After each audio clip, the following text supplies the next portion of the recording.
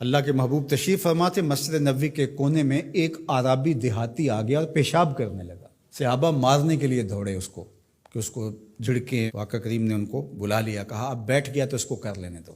جب اس نے پیشاب کر لیا تو آقا کریم علیہ السلام نے اس کو بلایا، کہا یہ مسجدیں ذکر و فکر کے لیے بنائی گئی ہیں، بول و براز کے لیے نہیں بنائی گئی، اور پھر وہاں پانی بہا دیا گیا۔ تو بعض کا ہم جس طرح سے لوگوں کے ساتھ رویہ کر رہے ہوتے ہیں، یہ جو موبائل ہے یہ اس دور کی ضرورت ہے، تو بعض کا اس کو بند کر دیں تو کھولنا یاد نہیں رہتا، کھول لیں تو بند کرنا یاد نہیں رہتا، تو بعض کا نماز کے اندر اس کی گھنٹی بجنا شروع ہو جاتی ہے۔ جس بیچارے کی گھنٹی بج رہی ہوتی ہے تو بعض کا اس کو تیزی سے بند کرنا بھی نہیں آ رہا ہوتا، تو وہ دیر بھی ہو جاتی ہے۔ خیر وقت گزر گیا، اب 4 رکعتی نماز ہے، یہ پہلی رکعت کے اندر حادثہ ہوا، تو 3 پوری رکعتیں ہیں وہ غصے سے بھرے رہتے ہیں کچھ نمازی کہ اب سلام پھیر کے تو ہم اس کی خبر لیں گے، اور پھر سلام پھیر کے حالانکہ 3 رکعتیں گزر گئی ہیں، تم رب سے جڑے ہوئے ہو، تمہیں تو یاد بھی نہیں ہونا چاہیے۔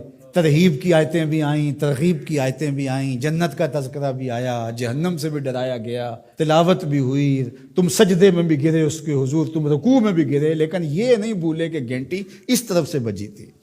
اور پھر سلام پھیر کے سب نے ایسے گھور کے دیکھا جیسے کھا جائیں گے۔ اب اس کو دیکھیں اور اس پیشاب کرنے والے کو دیکھیں، اپنا عمل دیکھیں اور رسول اللہ کا عمل دیکھیں ہم کہاں کھڑے ہیں۔ اور اسی لیے تو لوگوں نے بھگا دیا ہے مسجدوں سے لوگوں کو کہ جو مذہبی طبقہ اس کا رویہ کتنا سخت ہے۔ میں نے تو یہ دیکھا ہے کہ ایک چیز ہے جس کا تعلق دین سے اس طرح سے نہیں ہے، طریقہ کار سے ہے، تنظیمی طریقہ ہے، طریقت کا طریقہ ہے، آپ کا تربیتی طریقہ ہے، اور اگر کوئی بندہ اس طریقے کو اختیار نہیں کرتا تو اس کو مسلمان نہیں سمجھتے۔ میں ایک تنظیم کھڑی کر لی ہے اور میں اس کا ایک طریقہ وضع کرتا ہوں، اور اس کے مطابق جو نہیں چلتا تو میں سمجھتا ہوں کہ یہ تو مسلمان ہی نہیں ہے۔ تو کیا ہم نے یہ رویہ اختیار کر لیا اور کیا انداز اختیار کر لیا؟ میں تو سمجھتا ہوں کہ اس وقت سب سے بڑا مسئلہ یہ ہے کہ منبر و محراب کے لوگوں کا بھی فہم دین ناقص ہے۔ فہم دین ناقص ہے تو پھر کس طرح دین فروغ پائے گا؟ تو یہ ضرورت ہے کہ دین کو سمجھنا۔ تو شیطان کے طریقے ہیں، وہ علماء کو الگ ٹریٹ کرتا ہے، جاہلوں کو الگ ٹریٹ کرتا ہے، متکبر کو الگ ٹریٹ کرتا ہے، منکسر المزاج شخص کو الگ ٹریٹ کرتا ہے، اور ہر ایک کے لیے اس نے الگ الگ چیزیں رکھی ہوئی ہیں، ہر ایک کے لیے الگ پیکج ہے اس کے پاس۔